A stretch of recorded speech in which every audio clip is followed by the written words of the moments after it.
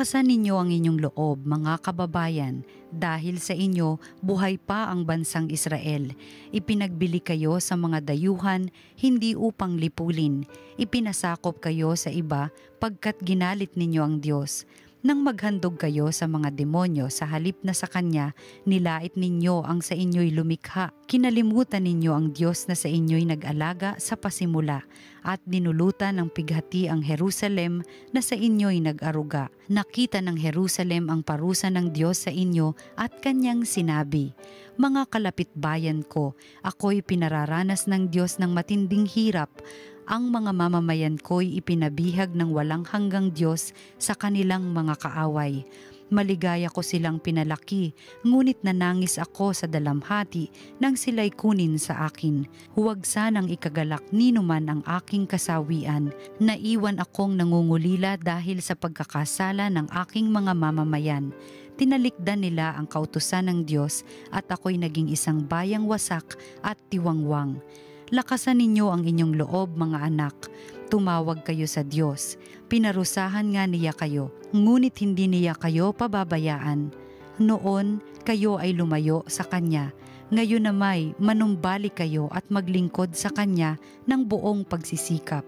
Ang Diyos na nagpadala sa inyo ng kahirapang ito, ang siya ring magkakaloob sa inyo ng tuwang walang katapusan pag kayo'y iniligtas na niya." Ang salita ng Diyos. Dinirinig ng may kapal ang mga may kailangan. Kung makita ito niyong mga dukha, sila ay sasamba sa laki ng tuwa. Dinirinig ng Diyos ang may kailangan, lingkod na bilanggoy di nalilimutan.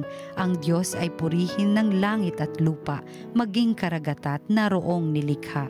Dinirinig ng may kapal ang mga may kailangan. Ang lungsod ng Sion Kanyang ililigtas, bayang nasa Juday muling itatatag. Doon mananahan ang mga hinirang, ang lupain dooy aariing tunay.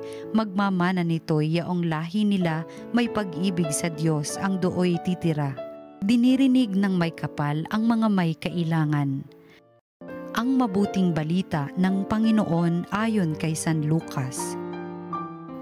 Noong panahong iyon, bumalik na tuwang-tuwa ang 72. "Panginoon," sabi nila, "kahit po ang mga demonyo ay sumusunod kapag inutusan namin sa ngalan ninyo." Sumagot si Jesus, "Nakita ko ang pagkahulog ni Satanas mula sa langit, parang kidlat. Binigyan ko kayo ng kapangyarihang tumapak sa mga ahas at mga alakdan at yumurak sa kapangyarihan ng kaaway. Walang makapipinsala sa inyo. Gayunman magalak kayo, hindi dahil sa suko sa inyo ang masasamang espiritu, kundi dahil sa nakatala sa langit ang pangalan ninyo." Nang oras ding iyon, si Jesus ay napuspos ng galak ng Espiritu Santo at sinabi niya, "Pinasasalamatan kita, Ama, Panginoon ng langit at lupa, sapagkat inilihim mo sa marurunong at pantas ang mga bagay na ito at inihayag mo sa mga taong ang kaloob ay tulad ng sa bata. Oo, Ama, sapagkat gayon ang ikinalulugod mo. Ibinigay sa akin ng aking Ama ang lahat ng bagay. Walang nakakikilala sa anak kundi ang Ama, at walang nakakikilala sa Ama kundi ang anak, at yaong marapating pagpahayagan ng anak." Humarap si Jesus sa mga alagad at sinabi na di naririnig ng iba, "Mapalad kayo, sapagkat nakita ninyo ang inyong nakikita ngayon. Sinasabi ko sa inyo, maraming propeta at mga hari ang nagnasang makakita ng inyong nakikita, ngunit hindi nila nakita. Hinangad din nilang mapakinggan ang inyong naririnig, ngunit hindi nila napakinggan." Ang mabuting balita ng Panginoon. Pinupuri ka namin, Panginoong Hesukristo.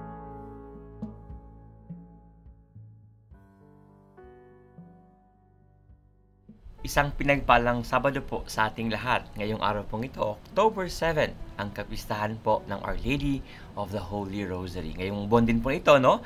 Ang buwan ng Oktubre ay buwan po ng Santo Rosario. At kayo din po, ngayon po ay Sabado. Ang Sabado po ay inaalay po natin, ang araw pong ito ay nakatalaga para po sa pag-alala sa mahal na Birheng Maria, ang ating mahal na ina. Kung kaya nga po ang araw na ito ay talaga namang Marian na Marian.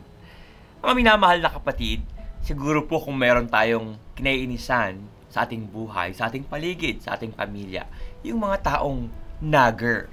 Ano ba yung nagger? Ito po yung mga tao pong, naku, paulit-ulit sinasabi sa'yo, pinapagalitan ka, pareho-pareho, linisin mo yan, tanggalin mo yan, no? Huwag kang aalis ng bahay, mag-ayos ka ng kwarto mo, ganun mga bagay, huwag kang magastos. Yung mga bagay na paulit-ulit sinasabi sa iyo, pinapagalitan ka. Normal sa ating mga tao po ang ayaw po ng nagger. Kasi nga po, ayaw natin ng paulit-ulit. Nakakainis, nakakarindi po sa tainga, nakakairita. Gayunpaman, ngayon pong araw na ito, October 7, as we celebrate the Feast of Our Lady of the Holy Rosary. Bakit po ba tayong mga Katoliko, pag mag-pray ng rosaryo, paulit-ulit, hindi ba nakakairita? Hindi ba nakapagod at nakakasawa? Bakit po ba tayo paulit-ulit mag-pray? Katunayan, yan po minsan ang sinasabi sa atin ng mga kapatid nating hindi Katoliko. Bakit kayo mga Katoliko paulit-ulit ang inyong prayer? Mga minamahal na kapatid, tayo pong mga tao, pag may mga bagay pong ayaw nating makalimutan, yan po ay ating paulit-ulit na ginagawa o sinasabi. Di po ba? Pag tayo po ay nagme-memorize, yan po ang ating ginagawa. Nang sa gayon, hindi lang po ito basta-basta sinasabi kung hindi mapasa isip at mapasa puso po natin. At yan po mismo ang dahilan kung bakit po tayo ay paulit-ulit mag-pray na nawa maging bahagi ng ating sistema, ng ating isip, ng ating puso. At syempre, magkaroon ng bunga sa ating paggawa. Ano po ba ang ating hangad na ulit-ulitin at maisa-isip at maisa-puso po natin? Unang-una po, pinapakalaan tayo at huwag tayo makalimot. Why we keep on repeating ourselves yung ating pong prayer, especially ng rosary. Unang-una, huwag kang makalimot, mahal na mahal ka ng Diyos. Sa Santo Rosario, sana po, hindi lang po ito empty words that we keep on repeating. But when we pray po yung rosary, especially po yung mga misteryo, no? The joyful mysteries, the sorrowful mysteries, the glorious mysteries, and the luminous mystery, ito po ay kwento po ng ating kaligtasan. At sa buong linggo po, yung mga misteryong ito, we keep on repeating them. Kung paano po ang Diyos ay nagkatawang tao, kung paano po ang anghel ay dumalaw kay Maria, kung paano po ipinanak si Jesus, kung paano po siya ay nagpahayag mabuting balita, kung paano po siya nagtatag ng banal na Eucharistia, at siya po ay nagbuhat ng krus, ipinako sa krus, muling nabuhay. Ang kwento pong ito ay kwento po ng pag-ibig ng Diyos sa atin. Sinasamahan po tayo ng Diyos sa atin pong joyful mysteries sa ating buhay, sorrowful mysteries, glorious mysteries, and luminous mysteries. Ano man pong karanasan mayroon tayo sa buhay. Yung pinaka nakakalungkot, pinaka masaya, pinaka maluwalhati, at pinaka maliwanag, alam po nating sinasamahan po tayo ng Diyos kasi mahal na mahal tayo ng Diyos. Di ba minsan, yan po yung at nakalimutan. Minsan, we start asking, mahal ba talaga ako ng Diyos? Parang pinabayaan na ako ng Diyos. Parang nakalimutan na ako ng Diyos. Kung kaya, nawa, yung paulit-ulit nating prayer, ito po ay magpatlalim ng ating pong alaala na huwag tayong makalimot at kaya din maisa puso po natin ang Diyos nagmamahal sa atin, kailanman hindi po tayo iniiwan. Yun po yung una. Pangalawa, mahalaga po na paulit-ulitin po na tayo po ay mapaalahanan ng halimbawa ni Maria, ang ating mahal na ina. Siya po ay ang tinatawag na, "Blessed are you among women." Ang dahilan, yung kanya pong obedience na ginawa sa atin pong Ama. Sa plano po ng Diyos, hindi lang po sa Kanya, kung hindi sa sangnilikha, sa sangkatauhan, ito po ay natupad. Kung kaya importante, mahal na mahal tayo ng Diyos at nawa tayo po ay sumunod sa Kanya sapagkat may nakahandang magandang bagay ang Diyos para sa atin. At nawa sa ating pag-pray ng rosary, huwag tayong makalimot. Palagi we remind ourselves, follow, obey the Lord. At huling-huli, pinapaalahan po tayo ng Santo Rosario. Every time we pray the Holy Rosary, ilang beses po bang i-pray natin po yung Our Father, di po ba? Pero at the core of Our Father, naroon po yung ating sinasabi, forgive us our sins as we forgive those who sin against us. Kaya nga po, di ba, when we pray the Rosary, madalas, ang intention po niyan is, we pray for peace. And peace comes from forgiveness. Kung paano po pinapatawad tayo ng Diyos, ang palagi pong habilin ng Diyos sa atin, magpapatawad ka din. Madalas ang ating pong reklamo, bakit ang gulo-gulo ng mundo? Bakit ang daming away? No? May gera. Ang dahilan po sa puso ng tao, nakalimutan po tayo ang halaga ng pagpapatawad. Kung paano ang Diyos pinapatawad tayo. Hinihiling po natin na tayo din matutong magpatawad sa ating kapwa.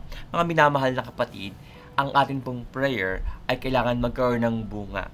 At isa po sa bunga ng prayer ay ang ating pong paghahangad na makasunod sa kalooban ng Diyos at maghangad ng kapayapaan sa pamagitan ng pagpapatawad sa ating kapwa.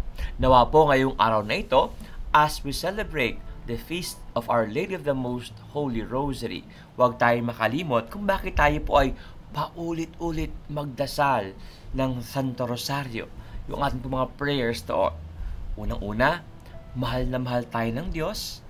Ikalawa, tayo po ay hinihiling na tumugon sa pag-ibig ng Diyos sa pamagitan ng pagsunod sa Kanya.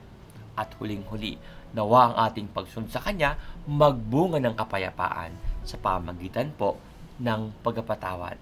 Nawa ang paulit-ulit na prayer natin na ito magpabago sa ating pong buhay. At huwag makalimot sa mga importanteng aral, mayroon ang ating panalangin. Ngayon po, inihiling ko, tayo po yuyuko as I pray over and bless you. Panginoon, hinihiling po namin na kaming lahat po ngayong araw na ito, habang aming ginugunita ang kapistahan po ng mahal na ina ng Santo Rosario, nawa kami ay huwag makalimot palagi sa iyong pag-ibig. Anumang pagsubok ang aming pagdadaanan, anumang hirap, anumang sakit, nawa huwag kaming makakalimot at huwag mawalan ng pag-asa na ikaw ay nagmamahal sa amin at hinihiling mo kami ay magtiwala at sumunod, magpatawad sa aming kapwa. Nang tunay nga ang panalangin, magkaroon ng bunga sa aming buhay. Ang lahat ng ito, Panginoon, ay aming hinihiling sa iyong ngalan sa ating Ama sa Langit. Amen. At nawa pagpalain kayong lahat ng makapangyarihang Diyos, Ama, Anak, at Espiritu Santo. Sa atin pong lahat, isang pinagpalang Sabado.